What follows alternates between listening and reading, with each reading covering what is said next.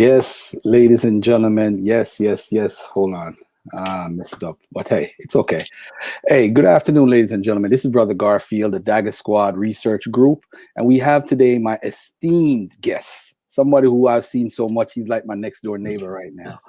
I want to say peace and love to my brother, Dr. Richard Carrier. How are you today? Doing well. Nice to see you again. All right. So we only have an hour today, ladies and gentlemen. So I'm going to be doing something different. I haven't done this. I'm doing a Scholars 20 for 20 in Black History Month, and your scholar number 12. I had Bart Ehrman on last Monday. Yeah.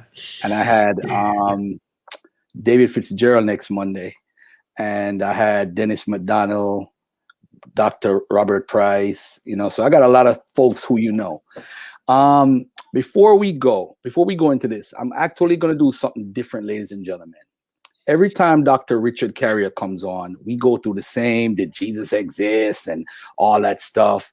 And I think it gets what we call it gets monotonous, where it's the same thing over and over. So to change it up a little bit, what I'm going to do is I'm going to play a video by a very respected brother in our community, a brother by the name of Jabari Osaze. And he talks about the connection with Egypt and Christianity and how it was taken from Egypt and given to Christianity. After that, we're going to get into a little conversation about Paul and Christianity. And the people in the community love you, Richard, Dr. Carrier. They love you. Only on one issue they have a gripe with you. And the issue is you believe Paul is a real person. So we're gonna get into that. we're gonna get into that afterwards, and then we're gonna in the last probably 10 minutes, I want you to talk about the criterion of embarrassment and the methodology of how the folks come up with Jesus being existed. Because I have to touch on it, although I don't want to, but hey, it is what it is. All right. I gotta make if we can find time to fit all that in, but let's see. Let's go. All right. So first and foremost, ladies and gentlemen, let me share this video. This is Brother Jabari. We're gonna play some of it, stop it, and have a scholar of New Testament, Dr. Carrier, comment. All right. So here we go. This is the first part we're gonna get into right now, like around 4 minutes. Yeah, but it's a shame, man. But let me go to other. Then I'm gonna do what I always do. Go ahead. Go ahead. That's what I'm gonna do. Let's go. I'm gonna do what I always do. I'm a teach. And for those of you who say Jabari's being condescending, what do you mean he's teaching? Family, I've been studying this for more than half of my life. If you've heard it before, then add your own comments and your own information. I'm not assuming that no one has heard this information, but it is important for us to understand these things. So once again, let's talk briefly about the stories and their archetype. Here we go. I think you can see my screen now. Can you not? I see it clear. Okay. So what I want to do is articulate the fact that the major stories of Asphar and Heru that you may have heard of as Isis, Horus, and Osiris come from ancient African traditions that are thousands of years older. By the way, no one argues that a guy with a head actually lived. This is a mythological story. And as an adherent to the Kemetic tradition, as someone who is a Kemetic high priest, I want you to understand that saying something is myth is not derogatory. We have to get away from our literalism. So let's talk about Heru, let's talk about Asta, let's talk about Asar. First of all, understand that Heru can be considered in some ways the son of God because he is the son of Asar. And that he has to do great work on the physical plane in order for all of us to be able to go to have a divine life on the other hand. He was born of a virgin and even displayed in a crib outside of temples. Here's the quote. I'm giving you sources. This comes from the Chronicle Pascal from the 6th century CE. The Egyptians have consecrated up to this day the childbirth of a virgin and the nativity of her son, who was exposed in cribs to the adoration of the people. You have to understand that this is not a new story. It's thousands of years older. He was born on December 25th. And you have to understand why December 25th. Heru is not the only deity that was described as being born on December 25th. He is one of the first. All right. Yeah. I mean, obviously the stuff about, son of God, myth is not inherently derogatory. All of that stuff is valid. But as soon as he gets into talking about some of the specific stuff, they're doing what commonly happens, what I see with this kind of material, all the way from, D.H. Murdoch and many others, is they're relying on 19th century scholarship, which you should never do. It's highly unreliable. And they're not going back to the original sources and actually asking important historical questions like, what does this document actually say? When was it actually written? And look, he quotes the Chronicon Pascal, right? And he asks, as having this line. Well, he's got that out of context, first of all. It's actually, the line that he's quoting is about, actually, it's a Christian prophecy that was inserted into Egyptian history by a medieval Christian. So this is not thousands of years old. This is actually, to us, it's maybe 1,000 years old, maybe a little bit more. But it was invented by Christians. This line has no basis in Egyptian history or records at all. And it doesn't even, this notion didn't even exist until the Middle Ages. And it was invented, like I said, by a Christian. Probably a Christian had nothing whatsoever to do with Egypt. They're actually, when you look at the actual Egyptian records, there's no evidence that Isis was a virgin. And none of this other material is in ancient Egyptian religion and mythology. The only virgin-born god is Ra in Egyptian mythology. The goddess Neith is the only virgin goddess because she conceives directly without sexual union. But that's not what he's talking about. He's trying to claim that Isis, who gave birth to Horus, did so as a virgin. That's not the case. Isis, of course, as he will go on later to mention, she actually manufactures a mechanical penis for Osiris to have sex with. That's not normally what we would call remaining a virgin, I guess. But and it's certainly not what happens with Jesus. The thing that really bothers me about this stuff is that there are plenty of, you could just make the point that you have the tradition of virgin-born sons of God. You have those, or in this case, it would be the sons of a goddess with Neith and Ra. You could make that point. But there are a lot of these similar virgin-born deities or virginally conceived deities. And there's many of them all around. They don't necessarily come from Egypt. It was a trope. It was all over the place. So when Christians borrowed this idea, they were borrowing it from the broader culture, not necessarily from Egypt specifically. It was an idea that was spread everywhere. And so by that time, it wasn't uniquely Egyptian. It was just everybody's idea that, oh yeah, you could have virgin-born gods. It could signify certain things. So Christians chose to do it.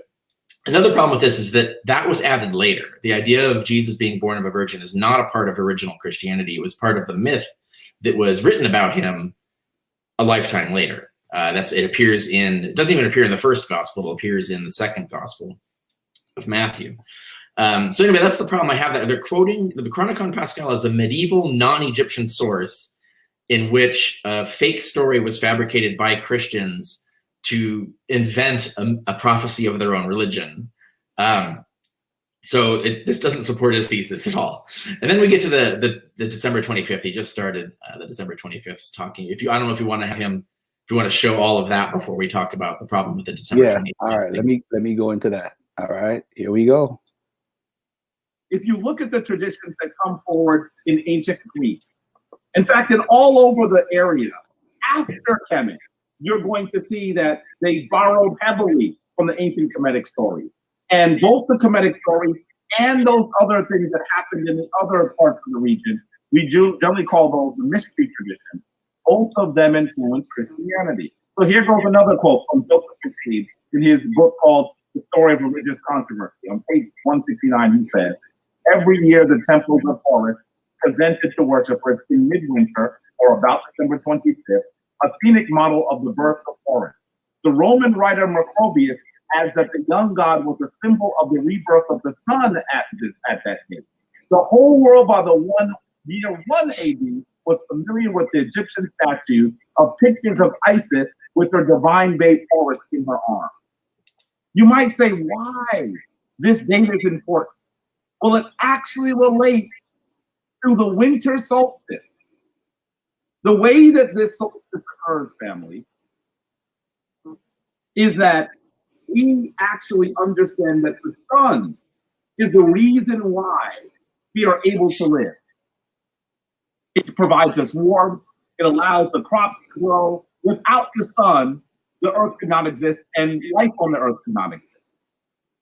And so what actually we're saying is we had to look at the sun very carefully and understand its movement. In many ways, it becomes a symbol for the divine force because it gives us so much. And so as you look at the sun as it rises every day in the sky, you may know that it rises in a slightly different position every day. Well, what happens on the winter solstice? The term solstice itself means sun still. So on the winter solstice, the sun rises. By the way, it rises at the point it rises in the sky, gives us the least amount of sun. The least amount of sun all year. And then when it rises the next day, it rises in the same place. It rises another day in the same place. And on the next day, that's what happens. It begins to move in the sky in its movements again, and it gives us more sun. So in terms of the philosophy, the mythology of ancient people, they said the sun had died and was reborn on the third day. That story is a very, very, very old story. We are actually talking about astrotheology. That's what this story is. Astrotheology. And for people who don't understand that and are offended by it, maybe what you should say is, when I talk about Jesus dying and being reborn on the third day, I'm not saying anything different. My version is a story that is thousands and thousands and thousands of years old. But if you do that, then you have to look at the other stories. You have to not say they're pagan. You have to not say they're foolishness. You have to not say that they are not the truth and my story is the truth. If you were able to see that your story stands in the line of an ancient African story that moved into the rest of the world and led to the formation of religious traditions all over the world. Yeah, okay. The astronomy is correct. The calendrics are not. First of all, before Christianity, no ancient god had a December 25th birthday that we know of. And even when Christianity originated, Jesus wasn't born on December 25th. The earliest reports, the Bible never says, right? The Bible has no reference to when Jesus was born in terms of the time of year. The earliest Christians who started guessing were putting it in spring. So the earliest Christian mythology was Jesus was born in the spring. It got moved to December later for a reason I'll get to in a moment. But that doesn't explain the origins of Christianity because that was long after that. There's no evidence that we can find before Christianity of any god having a birthday on December 25th. And December 25th is not the winter solstice. The 21st of December is the winter solstice. And even if you wait 3 days, that still doesn't get you the 25th, right? So that doesn't explain it. That doesn't explain where December 25th comes from. Did he quote Macrobius? Did we get to the point where he's quoting Macrobius? I didn't notice. Yeah, he quoted it from what's his name's book? Massey or one of those guys, Burridge. I can't remember which one. Budge. One of the 19th century Egyptologists. Again, never rely on these 19th century scholars. That quote is wrong. Macrobius, and that's why you got to go back to the original. Read Macrobius. Don't trust a 19th century historian's version of what he claims he found in Macrobius. Go read the actual source. When you look at Macrobius, there's no 25th of December in there. Macrobius talks about the Saturnalia, which is a multi-day celebration, but none of the days that it's involved with are the 25th of December. So there's just not there, basically. So that doesn't explain it. So where did the 25th come from? The first god that we know was assigned that birthday officially that we know of. I mean, there might have been earlier ones that aren't in the surviving record. But the earliest record we have is when, in the 270s AD, Aurelian, the Emperor Aurelian, decided to put a holiday on the calendar. Now, this is the Roman calendar. It's already packed with holidays. So he had to find a holiday that was free to assign. And so Saturnalia already walked over already crosses the winter solstice, so he couldn't use the 21st. So he assigned it the 25th for whatever reason. So Sol Invictus, the god that he favored, which was not an Egyptian god, it was a syncretism of a Syrian and an Etruscan god. So it is the god of the sun, but so that's true. But it's not an Egyptian god of the sun. It's not Ra. But he signed Sol Invictus, because that was his patron deity, signed a holiday on the calendar, December 25th, for that deity. And that's the first time that we hear of any god having a December 25th birthday. Now, shortly after, around the same time, Christians are debating when Jesus was born. Eventually, after this, they do pick December 25th. And it is possible they wanted to co-opt the Sol Invictus, the Sunday, the holy day of the sun. It's possible they wanted to co-opt that. But that isn't the reason they picked it. The reason they picked it is, if you do the math, there was the early Christian belief, and this is also not in the Gospels, but it was an early Christian belief after the Gospels, that Jesus was conceived on the same calendar day that he was killed, right? So, which is in spring. It's in the middle of March, right? Easter. So if you look at the calendar they used, and you say, okay, he was conceived on this calendar date, and we count 9 months exactly, to the day forward to get to a standard 9-month birth, a perfect 9-month birth, which is, births don't always happen exactly on the 9 full months. But anyway, they picked 9 months. What is the date? It's December 25th. So it's actually theological math they're doing. They're inventing a mythology for Jesus based on these sort of numerological guesses about what they thought made mythological sense. But it doesn't come from Egypt. And so there's no way to connect December 25th to Egypt. And I know there's a lot of 19th century scholars who kept trying to peg a 25th December date for the birth of Horus. I've not found any evidence that was ever actually the case in Egypt. You know what though? The December 25th, I never looked at it that way. You just said it. So you just have me look it from a different point of view. Yeah. Another thing, he mentions the third day motif, though. This is the other thing. He's conflating birth with resurrection, right? He mentions resurrection. Now, wait a minute. Which myth are we talking about here? Jesus' resurrection myth that happens in the spring. That doesn't happen in December. So why, it's like they don't line up. He's talking about, the birth myth. It doesn't work. And it doesn't work for the resurrection myth because the resurrection doesn't occur in winter either. One other problem here is that if you're going to do an Egyptian parallel, and there could be a connection, now I think the way they picked, the way the early Jews who started Christianity, was a Jewish faith originally. The way they started it was based on the Jewish calendar, not the Egyptian calendar, based on Passover, right? So they're picking when the Passover is, and then they're assigning that as the resurrection date. And so that's where they're getting this idea. Now the third day thing. Now, third day motif was very common throughout the ancient world. It's not unique to Egypt. We see it in ancient Sumerian texts. We see it all over the place. This idea of resurrection on the third day. It's very common. In fact, probably goes back before written records. We don't even know what started it or why it was based on that. We don't know. There's no evidence it was based on the sun stuff because these resurrected gods had resurrections all over the calendar. So it can't have been that. But the most likely reason that it was used for Jesus is that Jesus is not a solar deity. Jesus is a god of the moon, right? Because he dies and rises during the full moon. And that's because Passover happens during the full moon. That's the way the calendar's set in Judaism. And it was believed that 3 days is the duration of a full moon, that it starts to wane after the third day.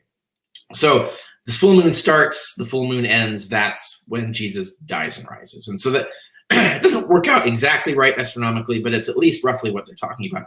And you can show in Egyptian mythology, this is also true of a god, but not Horus, Osiris. Osiris also dies during a full moon, rises 3 days later. And so there is a parallel between Osiris and Jesus, but I think the parallel is accidental. I think because Osiris is a lunar deity, he's not the god of the sun, he's the god of the moon. The same idea was attached to Osiris, whereas for the Jews who started Christianity, they're not talking about a lunar deity. They're not talking about Osiris. They're talking about their lunar calendar of their lunar holy day. So they're also assigning this lunar meaning to Jesus. But they're independent. They're not connected to each other. They're both just focusing on this idea of the full moon for different reasons. One is a Jewish calendar. One is Egyptian astrotheology. And it's not astrotheological. What Christianity is doing is not astrotheological. What the Egyptians were doing was, and you can find other good examples of astrotheology in the ancient world. Mithraism is another example, which is a Persian, an Iranian religion that get imported into Rome, became popular in the Roman Empire around the same time that Christianity came as well. That's a very astrotheological religion. You can look at all of the data for that. It's really strong. There's no data in Christianity that shows that it was ever astrotheological. There's no astrotheological content of similar nature that we're talking about. So they're just not looking at the sources. They're not going back to the original material, and they're not entertaining alternative hypotheses. They're not looking at, let's go back and find out why is Jesus assigned a death and resurrection date based on the full moon. And you got to go through, look at these things and then realize that you're talking about different things. Birth is not the same thing as resurrection. Lunar deity is not the same thing as solar deity. I mean, they're confusing and jumbling all of these things up. It doesn't make sense as history. All right, let me play another clip. Let's get it. In fact, the truth was painful for Brother Jabari as well. But that is let's show a little bit more. So we see that Jesus, or Heru in this instance, was born on December 25th. You should also understand that in the birth narrative of this divine force, you also see that his birth is heralded by a star in the east and visited by 3 kings. What are they referring to? They're referring to the fact that, and this is at a different time of the year, because what happens in the Christian myth is they conflate several stories. But at the story of the Kemetic New Year, they talk about the birth of the sun as well. And you'll actually see that you look at the brightest star in the sky. Europeans today call it Sirius. We call that star Sophedet. It is the brightest star in the sky. And when it aligns with the 3 stars that are today known as Orion's belt, we call that constellation the constellation of Sahu. It actually points to where the sun is going to raise. So it is auguring, it is pre-telling the birth of the sun. S-U-N, not S-O-N. And you should also understand that this is why the 3 Merkuti, the 3 pyramids on the Giza Plateau, were constructed the way that they were. Because they were actually trying to mimic those stars on the belt of Sahu that we call the belt of Orion's belt today. You see the image of the man standing backwards looking at a star? Can you see that? That's actually who we call Sahu. That's who we call Sahu. Black Jesus Minister is calling me. He's texting me. I'm telling him we're still on using the same. Right. Let's pause it here for a second. Maybe you changed the link or something. Yeah, go ahead. Okay. Yeah, so there's a few confusions here. The pyramid stuff is true. As far as I know, the astrotheological alignment of the pyramids to Orion's belt is a plausible theory. I think that's valid. It has no connection to Christianity, though. First of all, he mentions 3 kings, not in the Bible. This is a common error that people make. The Bible, Matthew, the book of Matthew, says 3 magi, meaning these were priests of Zoroastrianism. These are Persian priests, not kings. The idea that they were kings was an invention of the Middle Ages. So he's confusing different myths for Jesus that changed over time. But no, the original myth is that they were magi. And also, they didn't see a star in the east, and none of the stars he's talking about could possibly have anything to do with Matthew's story of a star, because what they see, and this is another confusion, the idea is they see a star in the east. they were in the east and saw a star. That's first of all, let's get the translation right. It's like when they saw the star, they were in the east, but the star was in the west and was actually a UFO. It wasn't a star because it moved around and actually hovers over a town. So it actually guides them. It's not an actual star in the stellar field. Stars don't move. And this is interesting.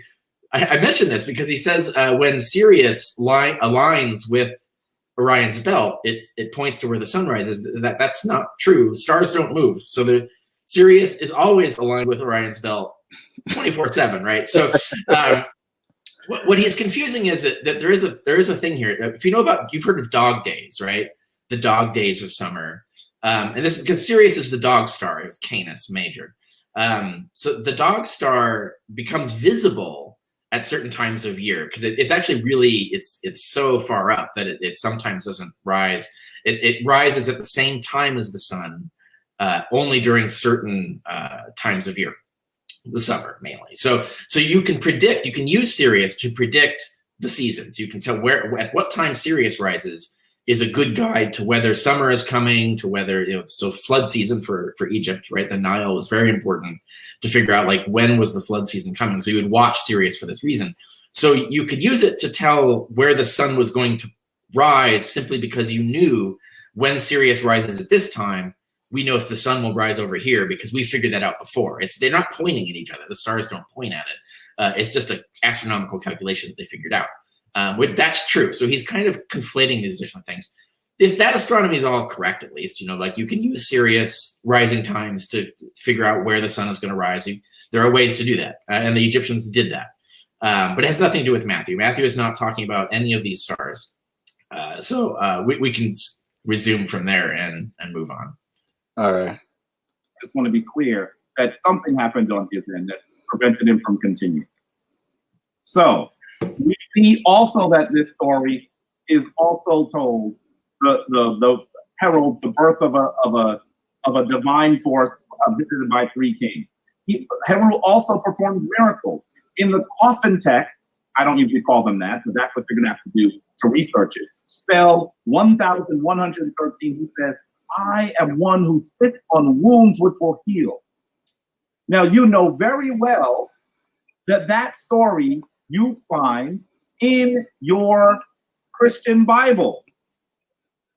This is a story that was taken from an ancient Kemetic story. So I want you to understand that as you look at this, you are simply seeing a retelling of a story.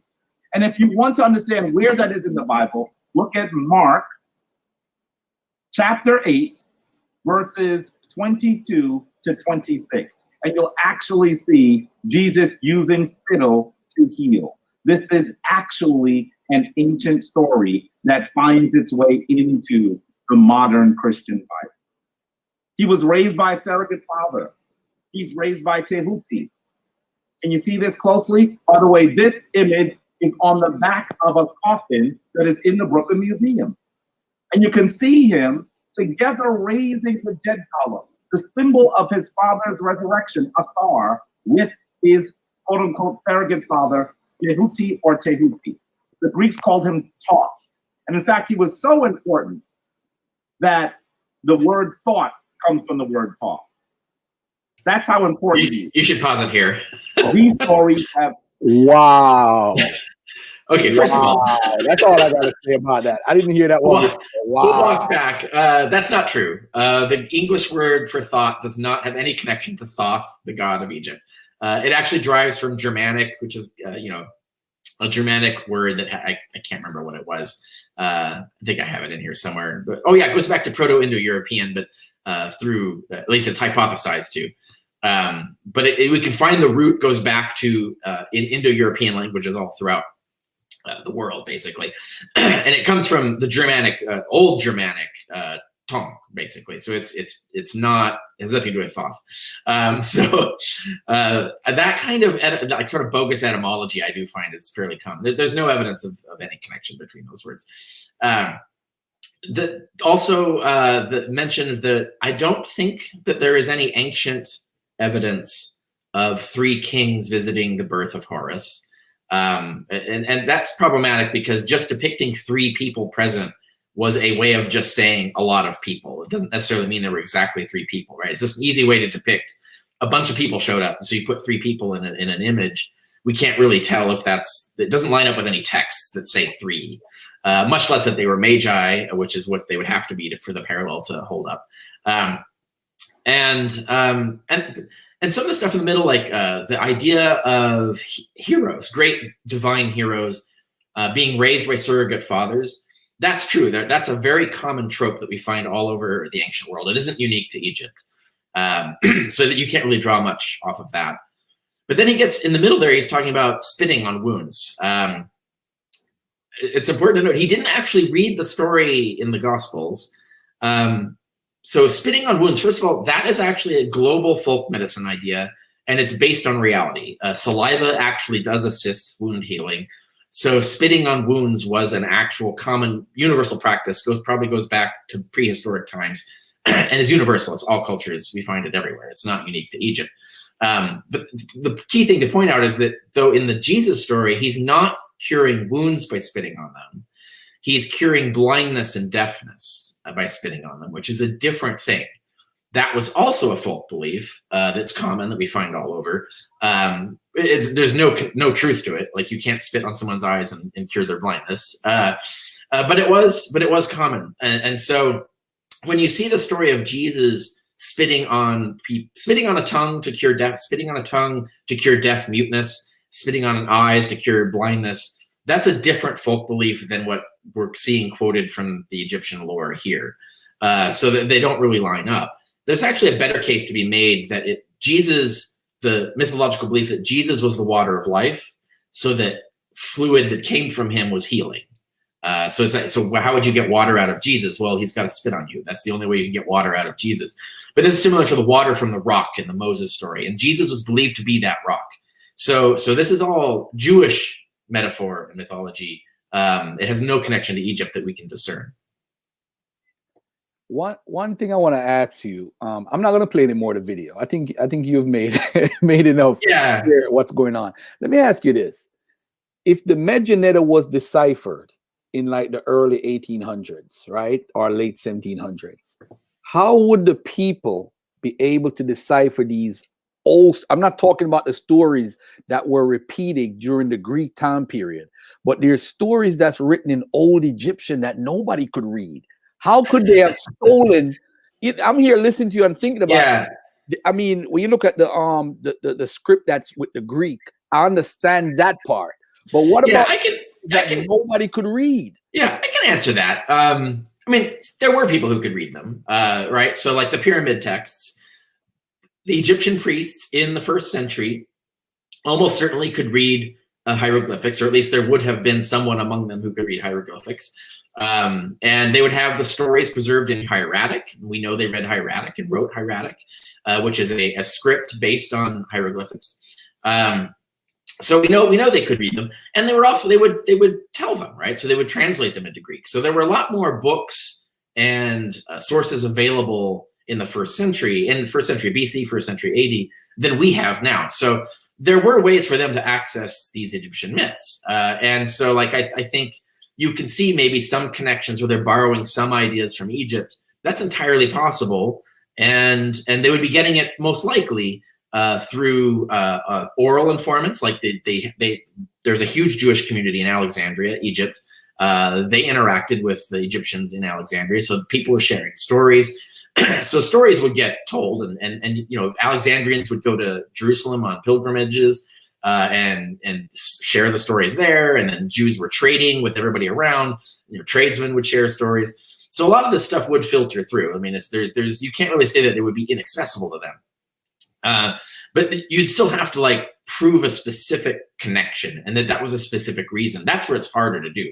Like that it's plausible. It's plausible. It can be done. But you need better evidence than what they're presenting. They're using misquotations. They're confusing different things. Like their methodology is hosed. Basically, it's not a functional methodology. But to give you an example, there was one. I think the Lazarus story. I can't recall if it was the Lazarus story, but there's. In the peer-reviewed literature of today, like not 19th century, but like modern, like reliable scholarship, there has been proposed that there was a common Egyptian folklore story that's very similar to the Lazarus story, the story of the Lazarus who goes to heaven, and then the rich man who didn't reward him goes to hell, and they have different fates, and there's this exchange about why they deserve their different fates and so on. That's in the Gospel of Luke, and there are some Egyptian folk tales that are very similar to that. And so you can really show, like, point by point, like, oh, actually, okay, this tale was circulating in Egypt around the same time. There's similar material, and so it looks like the Jewish authors took this story and adapted it for Jewish ideology, because they're talking about Jewish heaven and hell, Jewish morality, and it's a very Jewish story. But the idea of it might have come from Egyptian lore, and you can actually show this. I mean, we can't prove it; it's not decisively proved, but it's a credible, plausible theory. And so you can find some things like that. So that is possible, but you need much better evidence than what they're presenting here, and you need a much more reliable methodology. And so I think that's what they're lacking in most of the claims they have in there. To give you an example, that we didn't get to it, but later in that video, because I watched it before, they try to explain, and I know this is common, I've seen this in Kemetic religion quite often, trying to explain Mary, the name Mary, as being a derivation of Egyptian words for different goddesses and so forth. No. Mary is an English word. The word Mary does not exist in the Bible. That is an English word that represents what is actually Miriam, which is the name of the sister of Moses. So the reason, and it was 1 in 4 Jewish women in the first century was named Miriam, right? So it was a super common name. It doesn't derive from Egypt. It derives from Hebrew. It's an ancient Hebrew heroic name of the sister of Moses. And so the reason Mary is named Mary is because it's a parallel, a mythic parallel to the sister of Moses. And there's certain reasons why that is that have to do with the mythic allegory that they're trying to push in the narrative regarding Jesus. So it has no Egyptian connection. So that's the kind of, when you have to go look at the evidence and you see, like, oh, actually there's more obvious reasons why Miriam is named Miriam. And they have to do with Jewish mythology, not Egyptian mythology. So that is the thing that I would doubt. Now, you could try to argue maybe Miriam, the original Miriam, the sister of Moses, when she was invented, because she's mythical too, when she was invented hundreds of years before Christianity, maybe that Hebrew word is a derivation from an Egyptian word. Maybe. We don't have good evidence of that. But even if it were true, it would have nothing to do with the origins of Christianity, because any such connection had long been forgotten by the time Christianity was originated. They were calling her Mary because the sister of Moses was named Mary. They had no knowledge of any possible Egyptian connection in the naming of the sister of Moses. So that's these. You can look at the methodology, and the methodology just isn't logical. They're trying very hard to make their preconceived notions fit the evidence, and they're looking for any evidence, even if it's bogus, to make that work. And that's not the way we should be going about doing history. All right. Let's move on, because we only have an hour, ladies and gentlemen. And in the 20 for 20 series, anyone can come on the 2020 series. All right. But I'm not gonna do the back and forth. All right. Do you consider Paul of the biblical text to be a historical person? I do. And for people who want to get into this, I do have on my blog, if you go to richardcarrier.info, it's .info. So richardcarrier.info is my blog. And just search in the blog for Historicity of Paul. You'll find my article. And there I go into detail, more than we can go into here, as to why I think Paul is a historical person. Okay. All right. Would you agree 7 of his letters are considered to be authentic? Speaking about Paul, and can you tell us which letters are the authentic ones? Yeah, there's like 13 or 14 letters attributed to Paul in the New Testament that we have today. Only 7 of them come from the same person. We can tell from stylistic analysis and thought and ideological analysis that the others did not come from the same person. There's someone else wrote them and attached the name Paul to them. And we call that forgery. So someone forged those documents in the name of Paul. He did not write them. They're probably written in the late 1st century, early 2nd century, the fake ones. The 7 authentics are 1st and 2nd Corinthians, 1st Thessalonians, Philemon, Philippians, Romans, and Galatians. Those all are written, they were clearly written by the same person. They have the exact same idiom, the exact same style, the exact same ideology across them. So we know they were written by the same person, and their content only makes sense as being written before the fall of the Jewish temple in 70 AD. So we know they were written before 70. The book of Acts and Christian tradition and so forth puts those letters in the 50s AD, which exactly matches what we expect. Now, it is possible the content of the letters themselves also fit a period of the 50s BC. So they would fit both eras. And there has been some attempt to argue that Paul and the origins of Christianity actually goes back 100 years earlier than we've been told. The balance of evidence is against that. But the early evidence does exist of that. We do know that was the Babylonian Christianity was definitely preaching that.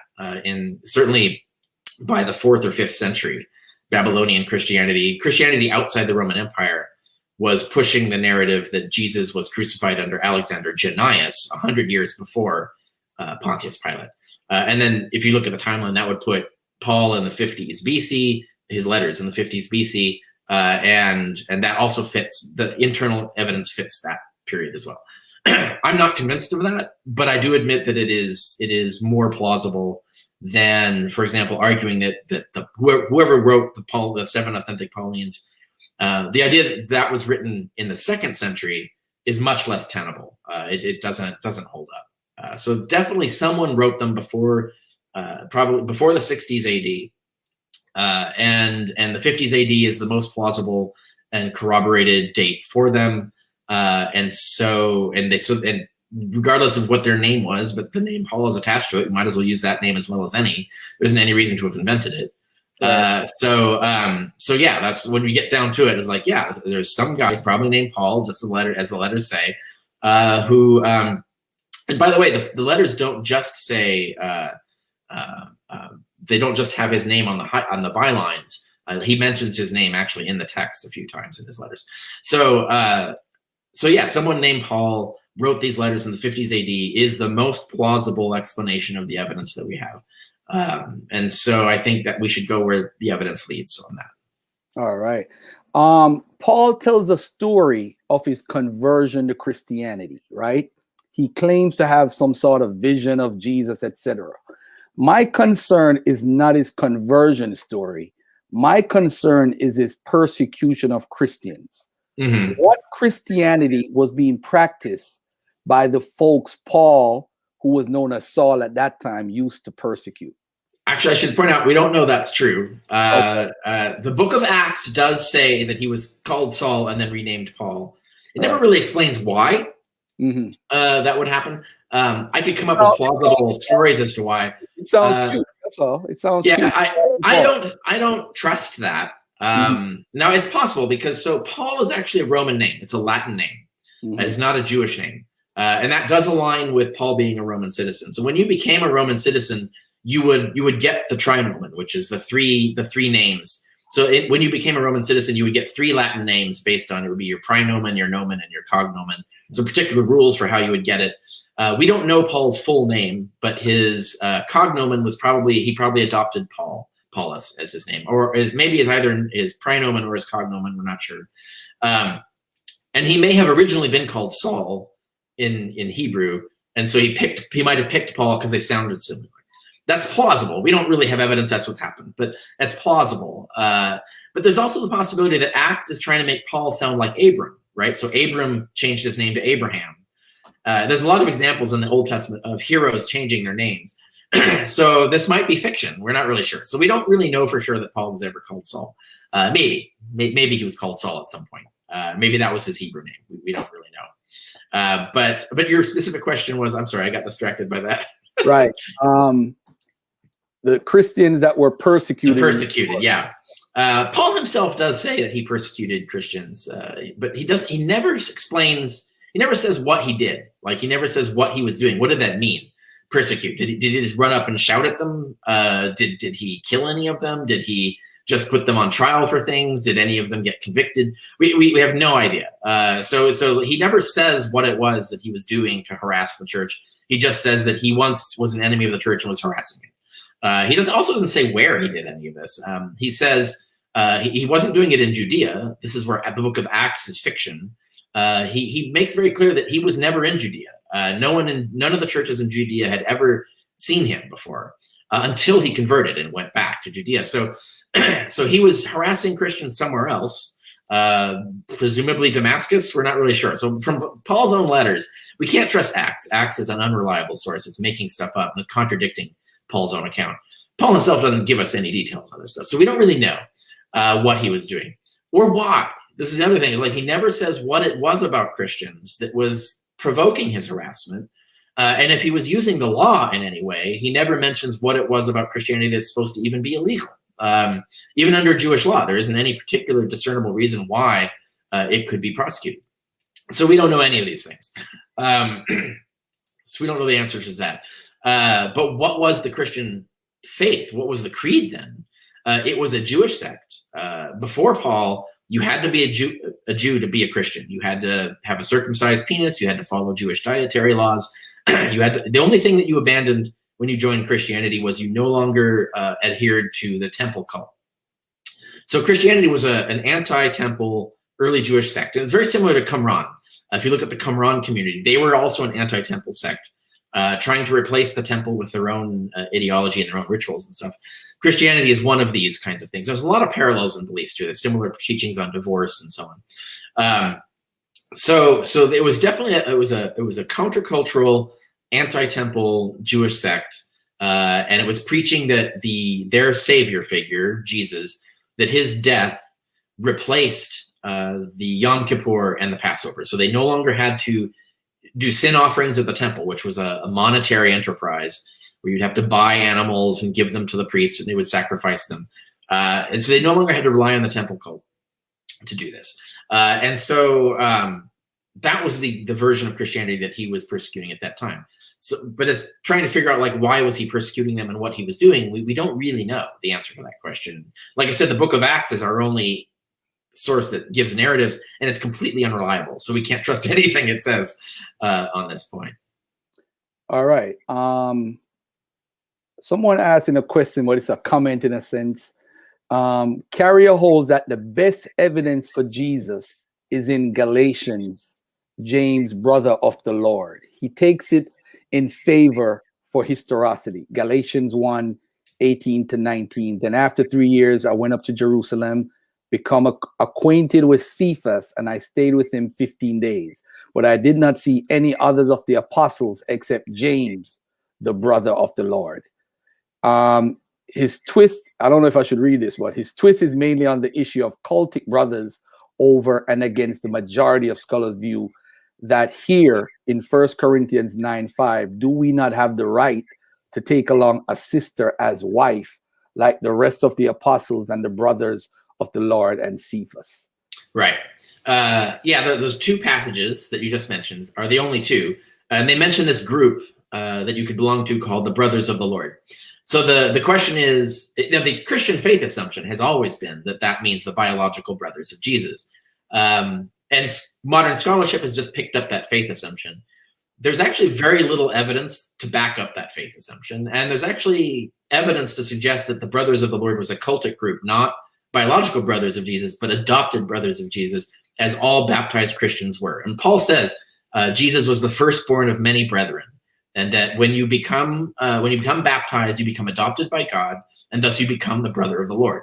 So all Christians are brothers of the Lord. And I suspect, and I make the case in my book, that brothers of the Lord actually referred to, it was just a word for baptized Christian. Before Christians were called Christians, I think they called themselves the brothers of the Lord. And I think it just means a rank and file Christian. And I go into detail in my book on the historicity of Jesus on this. But if you want a quick version of it, my new book, Jesus from Outer Space, Jesus from Outer Space is a short read, few footnotes, and it has a concordance to the advanced book if you want to really dive in. But I have a whole chapter in Jesus from Outer Space on why the Brothers of the Lord thing doesn't really hold up as strong evidence. Nevertheless, on the margins of my error margins, so I have like, I allow the possibility that I'm wrong about things. So I like include that in my calculations. So I assume like how strong of evidence is this for historicity? And I allow it to be somewhat strong for historicity. It's weak evidence, and I give the reasons why it's weak evidence, but I still count it as positive evidence for historicity. So I allow that I might be wrong about this.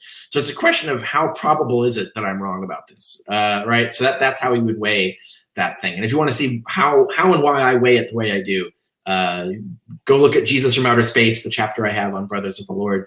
And if you want to go even further, then I go into the full peer-reviewed scholarly analysis of it on the historicity of Jesus. All right. Does the Bayes theorem aim at deciphering truth? Are there limits to the Bayes theorem?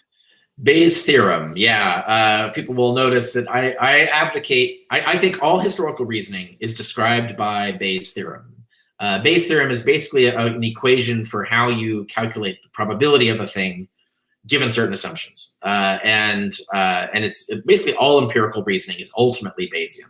And I explain all this, if people want to go into this, my book, Proving History, is all about Bayes theorem and how it works in studying history, and particularly how it works in studying the historicity of Jesus. And I also use it a little bit, of course, on the historicity of Jesus. The limits of Bayes theorem are the same limits of all empirical reasoning. So if there's something you can't do with Bayes theorem, then you can't do any empirical reasoning with it at all. There's no better logic to describe empirical reasoning by than Bayes theorem. And any attempt you might make to come up with a valid logic for empirical reasoning, it just ends up being another version of Bayes theorem. You can just show that it reduces to Bayes theorem again anyway. And I have a whole chapter proving this. In Proving History, I show no matter what method you think you're using or you should use, it actually ends up just being another version of Bayes theorem. And that actually is the revelation that I came to that led me to start using this tool. Okay. The criterion of embarrassment. What do you think about that as a way of trying to prove Jesus existed, as far as part of the methodology or part of one of the steps? Yeah, it's I have a whole huge section on this in Proving History where I talk about this. The basic concept is valid, which is that if there's something that an author couldn't avoid saying, and that's what it is, whatever it is goes against their interests, and they admit to it anyway, that usually counts as evidence for. It's not a proof that it's true, but it counts as evidence for it being true. But the problem is that you have to meet all these conditions. It has to be something they couldn't avoid mentioning, and that's a very few things, because they could easily just not mention something. And B, it has to actually be against their interests to mention it, and that's often hard to prove. And then C, you have to show that they mentioned it anyway, despite that. And we don't have any examples of this in the Gospels. This is the problem with it. It doesn't work for Jesus because we have no examples in the Gospels where the method actually applies. I'll give you an example of one of the most common examples. Is they say that John the Baptist, they say the baptism of Jesus by John the Baptist, it was embarrassing for some reason. They would never allow that Jesus would subordinate himself to John the Baptist because Jesus was supposed to be superior. And he would never, why would Jesus need to be baptized? Because to atone for sins, because he's obviously sinless. And so supposedly this is supposed to be an embarrassing thing for Christians. But it's not, actually. It was embarrassing to John, the author of John. And notice what John does. Because it's embarrassing, he just leaves it out, right? So that's how we know it was embarrassing to John, is he cuts it out. He deletes this, which is the problem, right? Because he wasn't forced to include it. None of the gospel authors were forced to include it. If all the other gospel authors were embarrassed by this, they wouldn't have put it in, right? So we just wouldn't have the story, right? So that's the problem with the theory here. It doesn't work for this. The other problem is that when the inventor of this story, I think it is an invented story, is the Gospel of Mark, it's all filled with his reasons for inventing it. Because what does he have? He has John the Baptist, who was a super famous spiritual leader at the time. In fact, the Baptists were kind of a competing sect with Christians because they were also an anti-temple cult. that you could gain atonement through his baptism, so you didn't need the temple cult to get atonement for your sins. So this made this. So they were competing sects. So if you're pushing Jesus instead of John the Baptist, what better story to make up than to have John the Baptist himself declare Jesus his successor and superior? And that's what Mark does. He has Jesus goes to John the Baptist. John the Baptist declares Jesus his successor and superior, and then performs the baptism ritual at which God adopts Jesus at that moment and begins the ministry of Jesus. This is a fake story. It's obviously fake. It didn't embarrass Mark. Mark loved this story. He needs this story to promote his thing. And also it gave Mark an opportunity to create a very common thing in mythology, which is an etiological myth. Etiological myth is a myth to explain the origin of some ritual. Mm-hmm. So the origin of the baptism. What does the baptism mean? When Christians go to be baptized, what does this mean? Well, you would tell a myth, make up a story, and so Mark makes up the baptism by John. The baptism by John, he baptizes Jesus, and God declares him his son, and it's an adoption ritual. And that's exactly what it was. We see in Paul that the baptism was an adoption ritual where God adopts you as his son. And so it's an etiological myth, right? So there's no embarrassment here. So the criterion of embarrassment doesn't work on these stories. You pick example after example after example in the Gospels, and none of them meet the criteria that you actually need to meet for an argument from embarrassment to work. And if people want to dig into this and see this, I have many examples, and I talk about the logic of it, talk about the methodology as applied in other areas of history and so on. All of that is in my book, Proving History, and that's the place to go to really dig into this stuff. All right, we got like 3 to 4 minutes left. Is there a question from the audience? By the way, Richard, let me ask you this, Dr. Carrier. What would make you say Jesus existed? Could be any number of things. It would have to be some new piece of evidence. Like I've thoroughly looked under every rug and carpet on this one. So I've looked at all the evidence, and I thoroughly cover it all and talk about it all on the historicity of Jesus. So there'd have to be something new. And to give you an example of something that could happen, there's a fully intact library. It's all charred up, but it's still there under Herculaneum, under the ashes of Herculaneum. We started excavating it in the 19th century, but gave up because we couldn't recover. The scrolls were all charred, and we were destroying them to try and recover them. So it was refilled, and no one's gone back yet. So that library is still there. It was a library that was buried in 79 AD. And it's a library in a private rich man's villa just across the bay from where Pliny the Elder was a naval commander. And Pliny the Elder famously died trying to rescue people in the volcanic activity, in the eruption of Vesuvius that buried Herculaneum. So that's how involved Pliny was in that community. If you were a rich library owner across the bay from Pliny the Elder, who was a famous author, you would almost certainly have his books in your library. Like it's all, like I'd say 90% chance that his books are there. And Pliny the Elder famously wrote a history of the Roman emperors, including the reign of Nero and also Tiberius, but including the reign of Nero. But the reign of Nero, Pliny was there. Like he was actually in Rome at the time. So he was an eyewitness to the reign of Nero. And he wrote a whole volume just on the reign of Nero. We don't have this. It doesn't survive. We believe it was used for like Tacitus. Tacitus cites it. So we know Tacitus was using it as a source. And everybody knows there's a famous passage in Tacitus where he talks about the persecution of Christians. Now, I actually think that was not originally a passage about Christians, but let's set that aside as a whole side debate. Let's assume it's true. Let's assume that Tacitus actually wrote what we have right now, and that he got that from Pliny the Elder's book, the history. If that's the case, and we go into Herculaneum and we find that book in there and reconstruct it, which we now have the technology to do, and we find the passage where Pliny the Elder gives us his eyewitness account of this persecution. So it would have everything about the Christians, who they were, and so on. If that account has Pliny like doing research, he mentions like, well, I checked this and that, whatever, and confirmed that, yeah, this was an insurrectionist under Pilate who was crucified.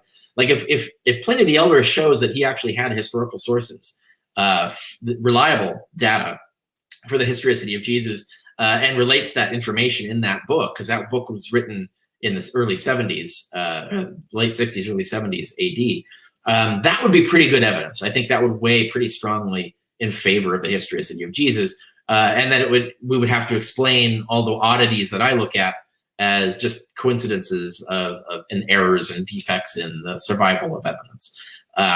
So that's just one example. I could come up with many others, but it would have to be something like that. We'd have to have some new piece of evidence that came to light. All right. Can you ask him, do the Essenes and the teacher of righteousness have any connection to Jesus? Of the Bible, of course. Connection to Christianity? Possibly. There are many sects of the Essenes. The Qumran, the Dead Sea sect, may have been one of the sects of the Essenes. And Christianity may have evolved out of an Essene sect. So the teacher of righteousness has no connection to Jesus. That's some other person in 100 years before. Now, unless this whole backstory of Jesus actually preaching 100 years before we think, then you could make a better case that maybe the teacher of righteousness and Jesus were the same person. But we don't really have good evidence of that now. It doesn't line up. He was a revered leader, a prophet of some kind in the Qumran community 100 years or more before the time of Jesus. But the sectarian beliefs are similar. They're not identical, but they're similar. And so in a way that looks like Christianity is, like I said, an evolution of Essene doctrine. Okay. All right. Let me see if there's any more questions and we could get out of here. Because I know you got to go in like 2 minutes. Yeah, sure. Hey, let me also say, though, that I did reach out to Dr. Carrier for the 20 for 20. And I wanted to do something different because we always talk about Jesus existing and it's the same questions over and over. So I did send Brother Jabari's video and said, I would love for you to evaluate this for me so we could have a conversation, because in our community, we have folks who follow the ancient Egyptian tradition, and Brother Jabari is one of the heads of that. Now, we critique people every day on my channel, but for the 20 for 20, we don't do the back and forth. I'm gonna bring you on so you could challenge Carrier. Right. Yeah. If we want, we could set that up for another time, because y'all know Dr. Carrier don't back down from debates. People run from Dr. Carrier. Yeah, but sure. I do want to say our community holds to a position that the Jesus story is African in origin. Most of it is from Egypt and so forth. How I feel towards it doesn't matter. I just wanted somebody who is a New Testament historian who has looked at some of the primaries in Egypt, looked at the primaries from the New Testament era, and come to a conclusion. That's all I'm asking Dr. Carrier to do. And I would add on that, like, why is it so important that Christianity be derived from Egyptian religion? I mean, it isn't. When you look at the actual history of it, it derives from Jewish religion. If it has connections to Egypt at all, they're very slight and few and not central. Why not just practice Kemetic religion? Like, why not just say, you know what? I think ancient Egyptian religion is better than Christianity, right? And so I like these myths better. I like this mythic system better. I like what it teaches better. And just follow that and say, like, to hell with this weird aberration of Christianity. We don't need that. Let's stick with this religion that we like. That would make more sense to me, right? Like, to create some sort of neo-pagan version of Egyptian religion. But there seems to be this intense need to completely reduce Christianity to a plagiarism of Egyptian religion. I don't entirely understand the motive of that behind that.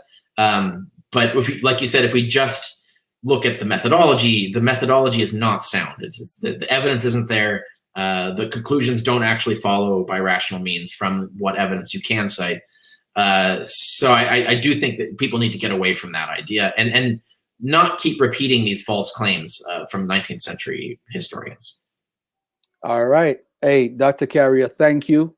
And I know you have a busy schedule. You got to run. But thank you for coming on, for being scholar number 12. And tomorrow I have a scholar coming on. It's a secret. It's an interview I got to do from Germany, because the person is like 6 hours ahead. So she's like at 7 o'clock in the morning. I'm not going to do it live because, that makes sense. Yeah. So I'm going to record it. She's a wonderful Assyriologist from Germany. And awesome. That's going to be a pleasure to have her on. On Wednesday, though, I do have Jonathan Shorch, who deals with Jews in the modern world, deal with the whole medieval era and Sephardic Jews in Europe and so forth. That's gonna be a beautiful interview Wednesday. So look out for that one too at 12 o'clock. Tomorrow, I don't know when I'm gonna broadcast it, but definitely it's gonna be after 12 p.m. All right. So thank you again, my brother, for coming on. I appreciate the time. And yeah, thanks for having me. My birthday is June 30th. Put a little marker right there, man. I want to bring you back on my birthday. Okay. We're gonna celebrate. Yeah, get in touch. We'll work it out. All right, cool. All right, ladies and gentlemen, I'm out of here, man. Peace and love. Thank you, guys. Peace.